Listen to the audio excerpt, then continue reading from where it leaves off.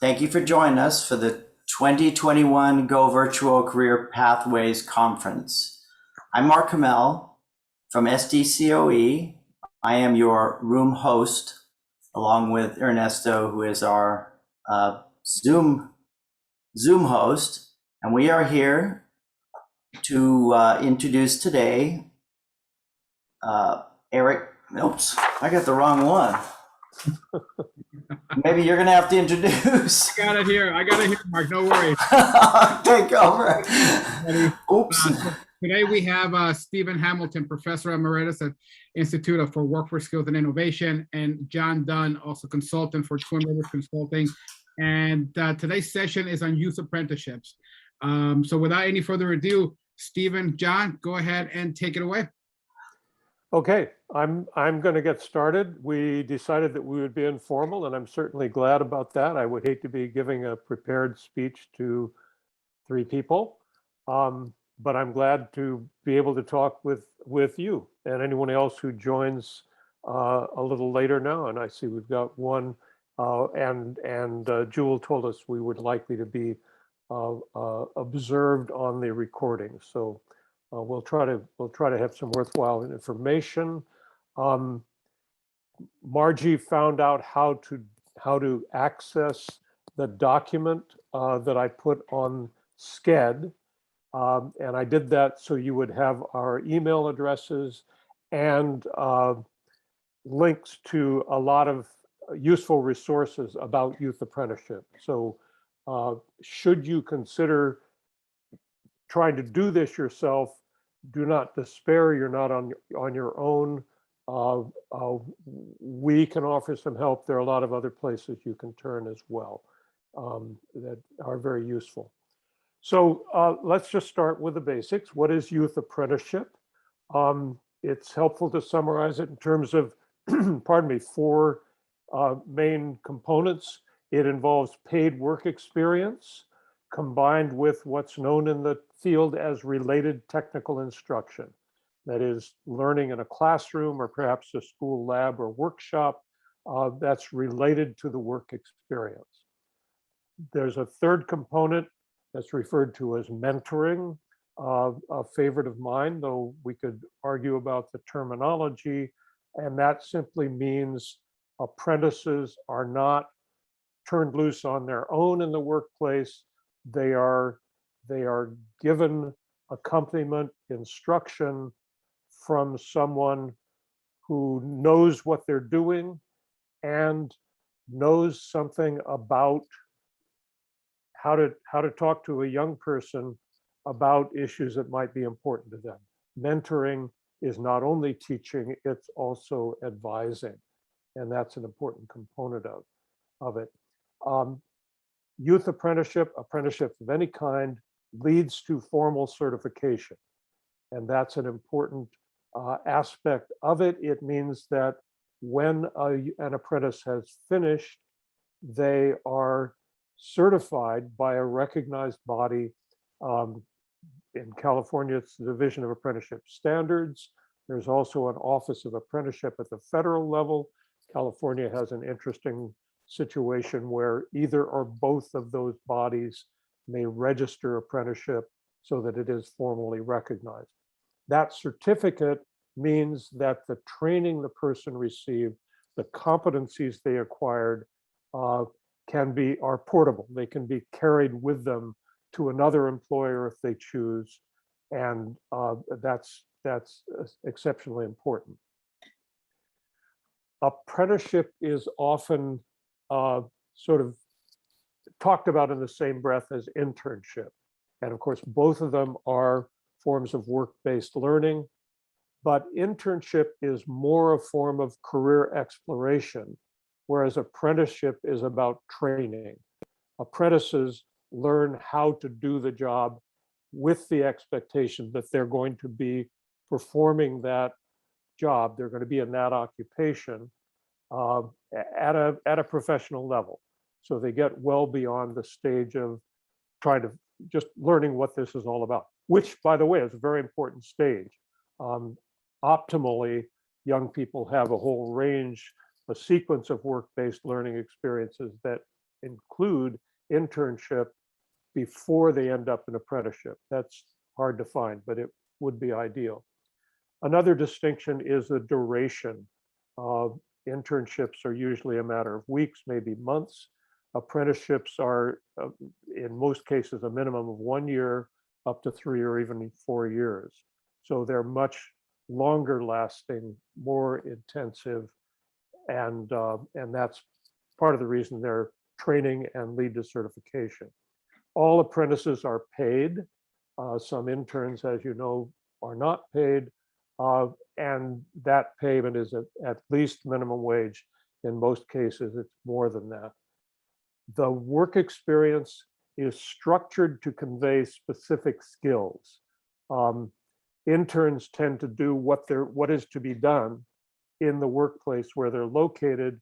Apprentices are required to go through specified work experiences to gain specified competencies, and that's why they're certified. The offsite instruction that they receive or related technical instruction is related to those competencies. So it's formally organized. There's a curriculum in the workplace as well as in the school. And then they receive that formal occupational certification that attests to the attainment of those competencies. Again, unlike an internship where you can get a letter of recommendation, which is a good thing to have, but this is more than that. John, anything you'd like to add to this? John's been involved in both. John's been in the Department of Education and the community college system and worked with apprentices. He's been a vocational teacher, so he's really seen this from all sides. Yeah, I think I want to emphasize the getting paid part. And for your students, that can be a really important thing, that they have a choice sometimes that they have to make, which is not a great one, to go to school, you know, once they finish high school, or go to work. And it's hard to do both.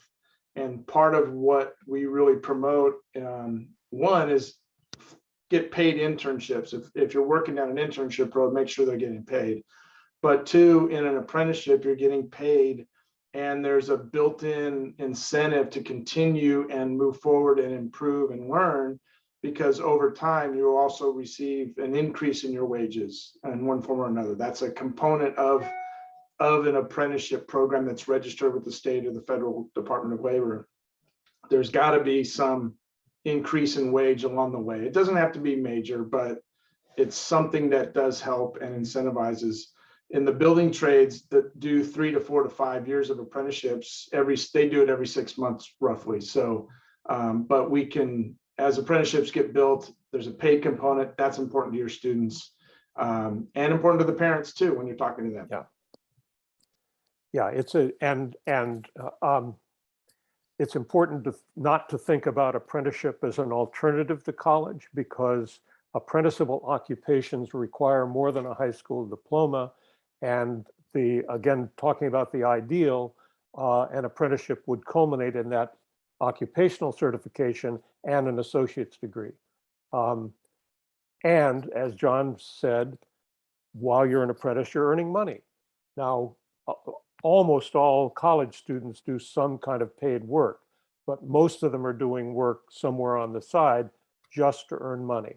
It's very different when the work you're doing is related to your studies, and in fact, you may get credit from your college for your work experience. So it's a great advantage. So that's apprenticeship, but why youth apprenticeship? And I have to admit that I don't like the term youth apprenticeship. English-speaking countries are the only places in the world where it is used. Elsewhere, apprentices are by definition youth. Apprenticeship is an institution created for young people. It's only in the United States and Canada, to a lesser extent in England and Australia, that the majority of apprentices are in their 20s or 30s. And people brag about having apprentices who complete their work after they become grandparents. This is a good thing. I'm very glad that adults get to do apprenticeship, but it makes no sense to wait until people are 25 or 30 to give them the capacity to earn a decent wage, a living wage, a family supporting wage. And I can attest to that, having spent a year in Germany studying their system and seeing 18-year-olds doing things that we would not allow 18-year-olds to do in this country because we don't think they're capable. Well, they are. What they need is the opportunity. And apprenticeship, youth apprenticeship, provides that. Another reason why it's a good idea to start earlier is, as I'm sure you all know, there are a lot of kids who can't figure out why it is they need to work hard in high school, even if they do manage to graduate.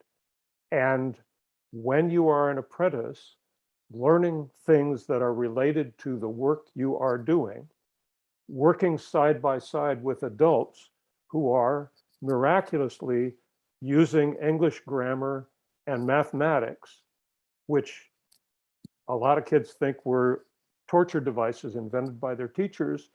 They're real subjects. There's a real reason to use them, to learn them, and you can use them and you can learn them and practice them in a workplace. So that's a reason not to wait until people have been out for a while, knocking around, to figure out they need to have some real skills before they can earn a living.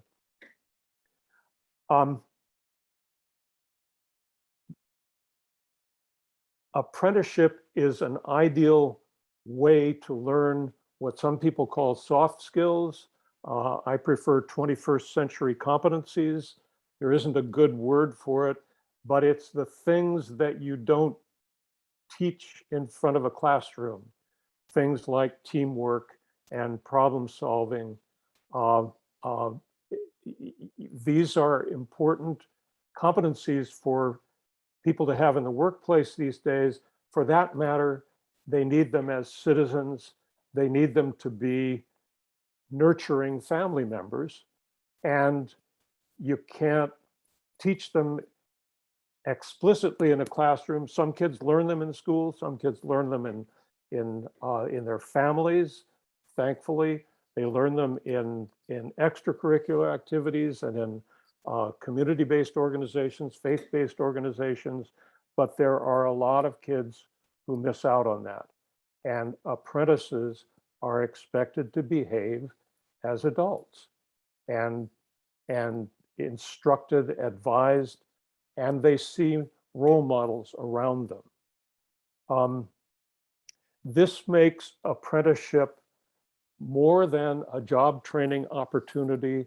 It is a bridge from adolescence to adulthood, an institution that supports that transition. And if you want to know what I mean by that, think of residential colleges with dormitories and residents and counselors and professors whose job it is to help young people learn and learn how to be adults gradually. Think about the military that still does a very good job of helping immature young people become responsible adults. The problem is residential colleges enroll far less than the majority of college students. And of course, not everyone is in college. And the military, which we sometimes think of, well, they can always go, about 3% of high school graduates go into the military. It's not a major, no, I'd have to say thankfully, but it just can't do the job by itself. And apprenticeship is an ideal institution. I've been talking about youth apprenticeship. John, how about pre-apprenticeship? Yeah, so that's something that a lot of folks look at as a maybe an early, easy first step. And essentially what we did a few years ago when I was working at the state was to create a registered pre-apprenticeship system, really. Whereas before, a pre-apprenticeship could kind of be whatever the heck it wanted to be. you could call it a mini internship, a pre-apprenticeship, but it had no real guidelines around it. Thankfully, the Department of Labor, I don't know, gosh, 10 years ago, maybe now, created at least some ideas and some parameters around what a pre-apprenticeship is. And that boils down to a pre-apprenticeship, one, prepares a large group of people to be successfully apply and enter into an apprenticeship program. So it's preparatory. We look at it in workforce development, in the workforce development world, as a much bigger group of people. That a pre-apprenticeship is designed to not be super specific to the occupation they may enter, although it can be, but a much more broad approach to a broader apprenticeship model. So in the building trades, a pre-apprenticeship might give you a taste of what an electrician does, what a cement mason does, what a carpenter does, what an iron worker does. If you climb 10 feet in the air and you feel uncomfortable, you learn very quickly that perhaps any particular job where you're up in the air is not the one you're looking for. You want to be on the ground with your feet on the ground. And that's good, because that eliminates things that may be a dead end or where they may not be successful. So a pre-apprenticeship is designed to create success, to focus people towards an area where they will be successful. And in the registration process with the California Division of Apprenticeship Standards, the DAS, so we'll say that word a lot, or DAS or DOS or whatever you want to call it.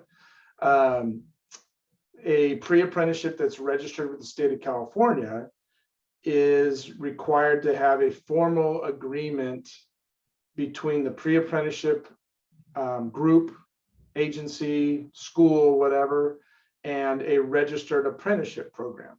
So that registered apprenticeship program is connected to the DAS or the Department of Labor, or both. So they've gone through some vetting and they have standards. The pre-apprenticeship program works together with that apprenticeship program to design curriculum and bring in industry experts. And it smells an awful lot like your really good career tech ed programs that have an advisory committee of industry people, things like that.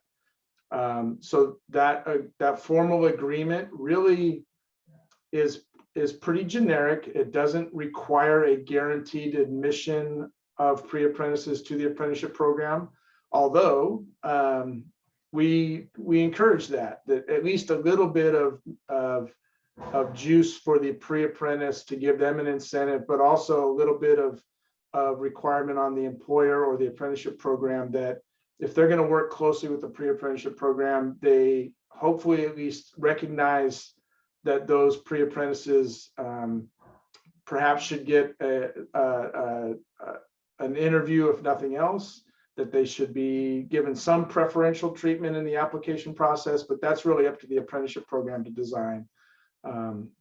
So that's what a pre-apprenticeship is in California. And that pre-apprenticeship registration does finish and complete with a certificate of completion from the state of California, which does check a box for the K-12 dashboard. So there you go. And I need to acknowledge a prejudice about this. There are reasons to have pre-apprenticeship. I would prefer not to do it as a substitute for high school apprenticeship, because it implies that, well, a high school student couldn't possibly be an apprentice.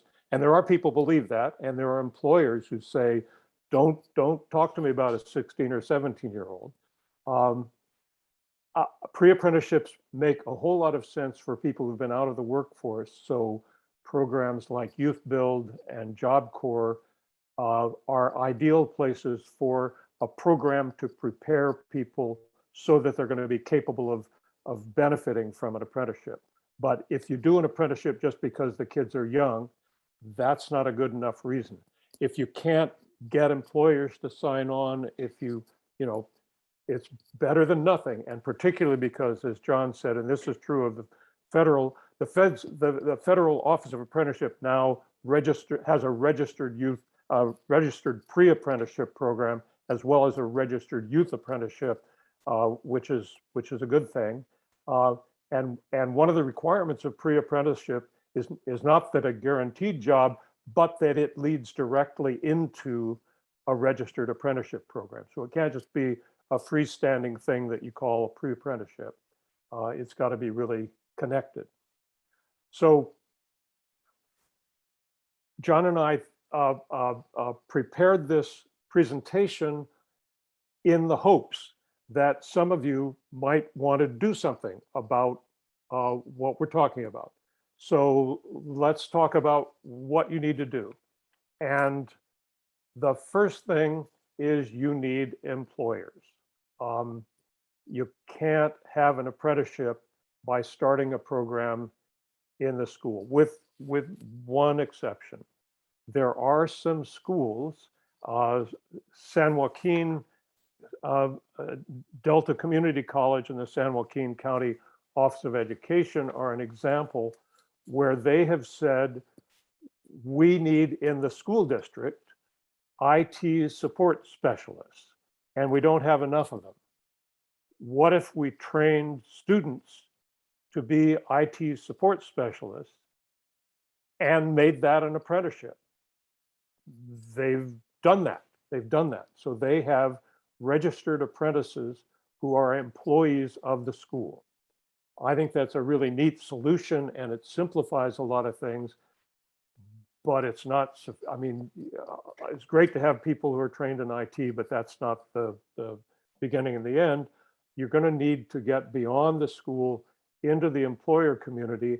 And I can tell you from firsthand experience that being an educator, going out and telling people in business and industry and healthcare that what they need is to have a bunch of high school students whose main qualification, you can tell them in advance, is not knowing how to do the work. And they're going to want to take some of their best employees and have those kids work with those top employees. And by the way, there are going to be some meetings that you're going to have to be ready, so on and so forth. It's not an easy sell. It's a whole lot better if you've got an industry group, a business group that's saying, we can't find enough skilled workers. We're having to try to import them from outside. We're having to pay them. They don't want to say this out loud, but we're having to pay them a whole lot more than we'd like to pay them. How about building your own? Why don't we create an apprenticeship program to meet your need, and we'll do the school side of that. Yeah. So, and thinking about maybe coming from the perspective of the folks here in the room virtually, you have advisory committees, you have employers, perhaps on your school board, or connected to the school district in some way. You also have employers that contract with your school district, and with that kind of an idea, we've poked around this a little bit, where some larger school districts and public agencies are beginning to think about apprenticeship and attaching apprenticeship requirements to their procurement processes. So those companies that do lots of work with a public sector employer agency, there are ways to begin to insert some of your students into those good paying jobs that you already work with those employers. That's a whole other conversation, but it goes back to, you need employers, and you can find them in some pretty interesting places, I think. So San Joaquin County Office of Ed, it worked out really well that they had 3 school districts, K-12 districts, that said, yeah, we'll hire 1 or 2 of our students. And so that got it off the ground, thinking also that they would spin those students off as they graduated from high school to the community college to finish the apprenticeship. And that goes back to Steve's comment earlier, that everything we do, we talk about post-secondary education in this. It's not finished in high school. You have to go to the community college, or even a 4-year, depending on how it sets up in the future, to complete your apprenticeship. So that helps in those bigger conversations, and keeps parents and administrators and school boards much more interested in understanding that this isn't just a dead end job. So it's not. Absolutely. So employers are the primary group that you need to have involved, but they're not the only one. Because this is a matter, it's a change in the way things are done and the way people think about education. It's really important to get broad representation in a planning group that initially plans the program and then helps to direct it. So you get a lot of perspectives. It's the educators, it's the employers, definitely, but having unions involved, if there's any relationship to union employment, local government, social service organizations, neighborhood organizations, faith-based organizations, parents, the workforce development organization, your WIOA board, whatever that's called in your community. These are all places to turn to get that perspective and help to legitimize this. There is some resistance. Some of it's just ignorance. People aren't aware of this. They think of apprenticeship as something for construction workers, and that's that. We haven't made a big point of it, but I hope you've inferred we're not talking about just the traditional construction trades for apprenticeship or firefighting, which is the other big thing in California, but apprenticeship in white collar occupations, apprenticeship in healthcare, apprenticeship in high tech, advanced manufacturing. All of those fields are ripe for apprenticeship, and there are good examples of apprenticeship programs in those areas, and there's good information about what needs to go into them, which brings me to the next essential element, which is occupational skill standards. I said one of the things that distinguishes apprenticeship is that it's about specific competencies, and that's part of what needs to be worked out, particularly between the educators and employers. But again, it helps to have a broader group involved, and you don't have to do that from scratch. There are occupational skill standards that have been developed that you can simply borrow, adapt, and go from there. One of the resources that I put on the document that you can download from SCED is Urban Institute, which I'm doing some work with right now, and they created what they call competency-based occupational frameworks, and DOL has already approved those. If you borrow those, build from those, they're pre-approved. That once you have those agreed upon, you can go to, again, either this California DAS or US Department of Labor's Office of Apprenticeship and apply for registration. One of the things that the group I'm working with, the Urban Institute, offers is all the help you need for registering federally. John, having come from the state of California's apprenticeship office, can help you with registration in California. I'm not going to tell you it's easy, but you can get help with that, so it's not overwhelming. It helps to have some funding, and again, on that document that I've prepared for you are links to funding sources, state, federal. Employers, it makes sense for employers to invest in this. They're getting skilled workers out of it, and besides that, they're getting work done. There's been good research done on the return on investment of apprenticeship, some from our colleague Bob Lehrman, an economist at the Urban Institute, and some in Switzerland. In Switzerland, they start making money, employers start making money on their apprentices during the first year. So this is not just an outlay, it's an investment on the part of employers, and they should understand that. One thing about funding, You need to avoid the soft money trap.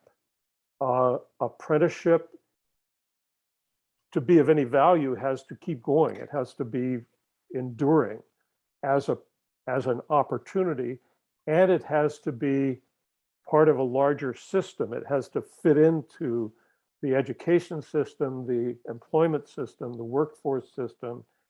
And if you say, oh, we got this grant from the state, or a foundation's giving us money, and you have 3 years to use it, and you don't have any other resources, that's not a good way to use your time and energy. Don't do that. So let me jump in real quick on that too. And a lot of the conversations I've had over the last 10 years and 5 years really lately is, how do we get the capacity to once the program's up and running, where do we get the capacity? Well, the reality is in the educational world, because this is essentially an educational product, you have it, depending on how big of an agency or a school district or whatever you are. But the conversations I used to have with American River College, which is the largest community college in the Los Rios district here in Sacramento, 40,000 plus, community college students.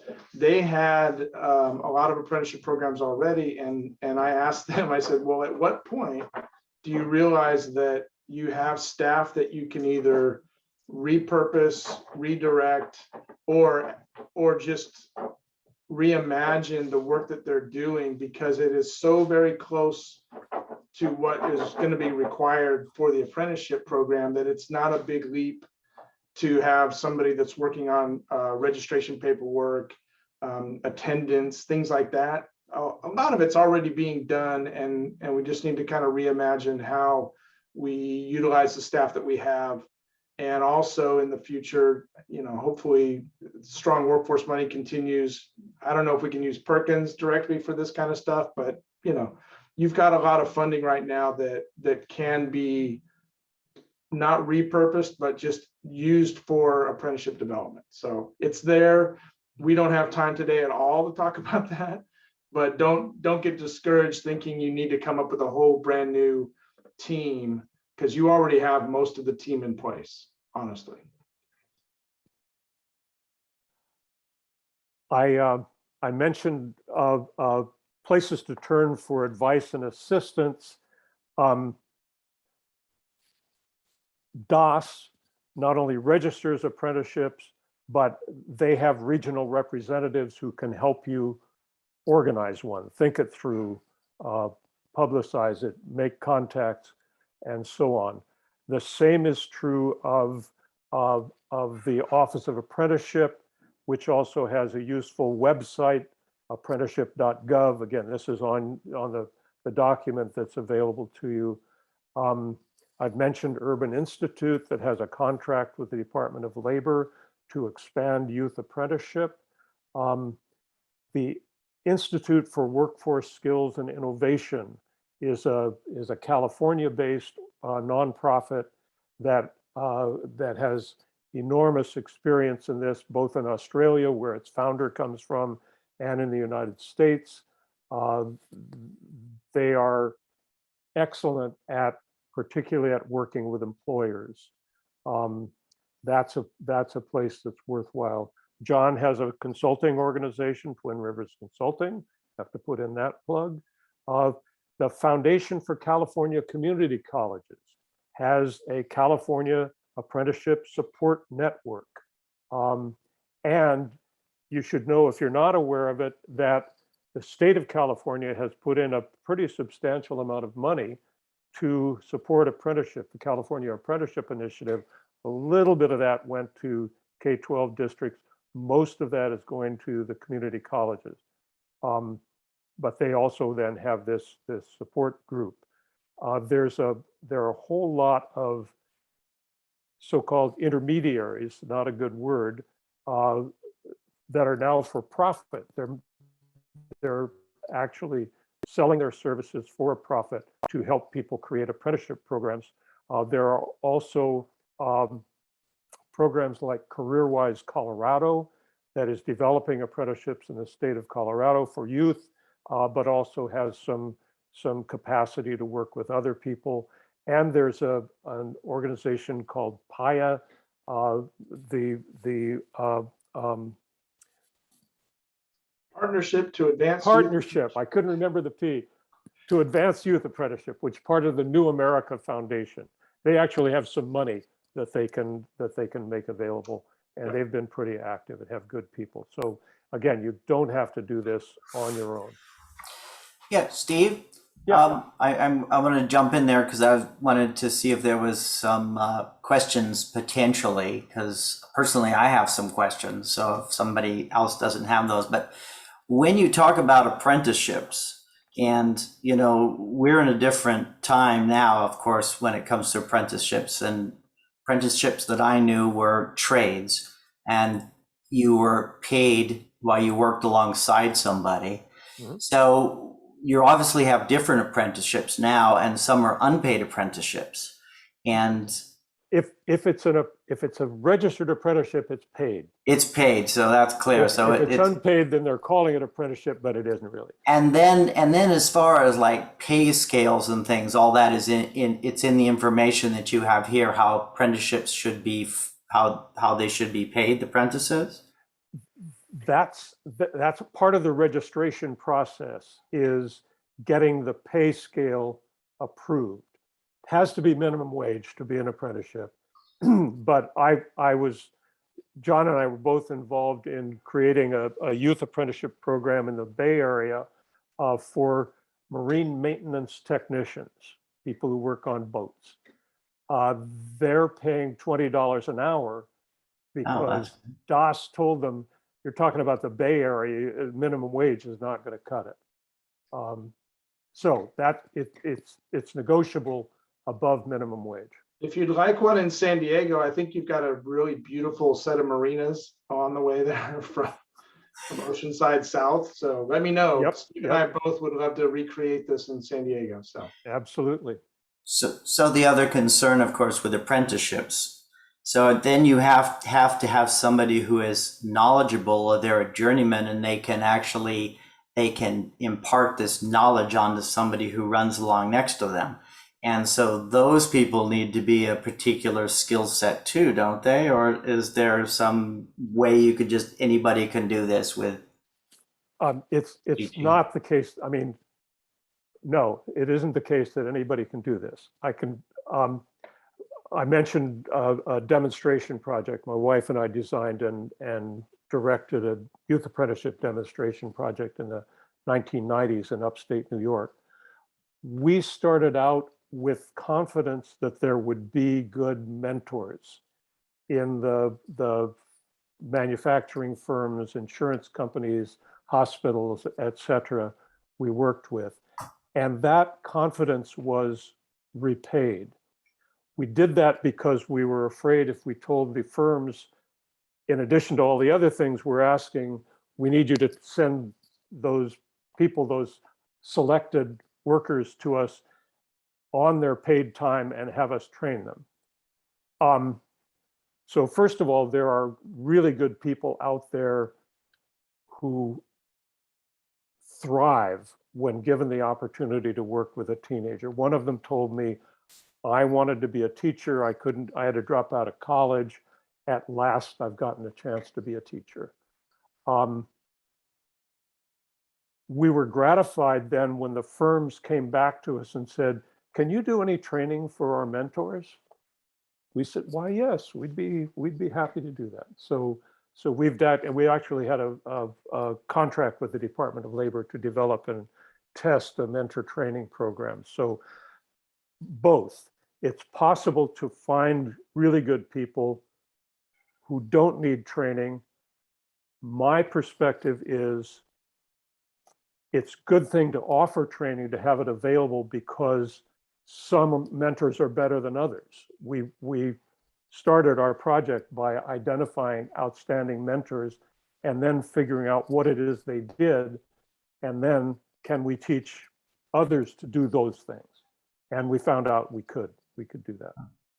That's good to hear, because we definitely need a lot of mentors, and there's a lot of lost skills that don't come through academics. So Absolutely. And the mentoring component here is different than maybe those mentors that come into a classroom. I mean, ACE Mentor is really good, and I've done a lot of work with them, but it's not one-on-one very often. And I think that in an apprenticeship situation, you're on one-on-one. Maybe you have one mentor and 3 or 4 apprentices, but it's a little tighter connectivity. And I think it's the mentors walk away from that feeling better also. And they don't necessarily, depending on this, how you set it up, they don't have to be standing right next to them the whole time. This is something that employers ask us. Like, no, they just need to be available for help. And you know, they can be on the other side of the shop floor or around the corner in the building, whatever it is, but they need to be available to assist and mentor on a regular basis, but they don't have to hold their hand all the time. of course. Another thing that happens in most workplaces is what I would call shared mentoring. It isn't just the person who's designated. Okay, you're the mentor. Other skilled workers join in and offer their assistance. A good mentor will say, you know, John knows some things I don't know. Why don't you go work with John for a couple of weeks, and he can teach you some things even better than I can. So it can be a fluid arrangement. The need is for people who know what they're doing and care, and are willing to take that time. And fortunately, they're out there. Yes. Another word about this form of mentoring. It bothers me when people define mentoring as talking. Mentoring is being a role model, which you can only be if somebody wants you to be their role model, not by saying, watch me, I'm your role model. And there's nothing like what a good friend and colleague of mine called participation in joint activities to develop a relationship that that creates the opportunities for mentoring. Thank you. So we're about 40 minutes in. Just want to give you a heads up. I'm if there's other things that you wanted to cover that you didn't get in before you take more questions. There are other things we can go on about. I'm happy to have additional questions if there are some. If there aren't, I can go on, and John can too. Well, I've been listening attentively, and you're just covering so much of it, and I hate to ask questions before you finish because sometimes they just come forward. But I think there is a big need for mentors and apprenticeship programs out here. Okay, why don't we unmute people and allow them to turn on their cameras if they'd like, and then you can join in. We don't have so many people that we can't manage that.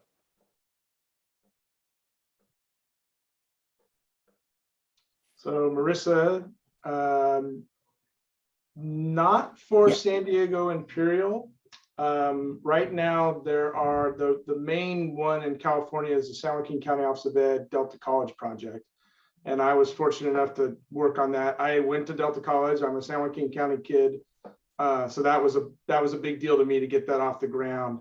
They used California Apprenticeship Initiative funding. They have a unique situation where Delta College is a single college district, and the county office has worked pretty well with them in the past. And the county office had a K-12 CTE director that got it and understood it, and she's been a big advocate for it. So that's the first one in California, really, with actual registered high school kids.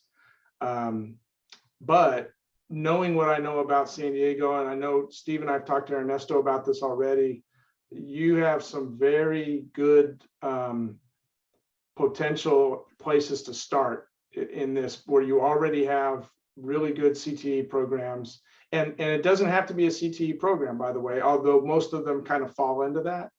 I mean, human resources can be a career, you know, that doesn't fall into our general CTE categories, but you've got a lot of potential in San Diego County and Imperial County to do this. across multiple occupations and industry sectors. So it can be done pretty easy. Not pretty easy. Sorry, I shouldn't say that, but not too hard. Ernesto, do you want to say something about the project you're trying to get underway? Yeah, absolutely. So both John and Steve have been instrumental in supporting us in developing a pre-apprenticeship program around culinary and hospitality for our JCCS schools. We're in the middle of that process right now, where we're actually, we've gone ahead and partnered up with a Kitchen for Goods, which is the culinary and hospitality apprenticeship program here in San Diego County.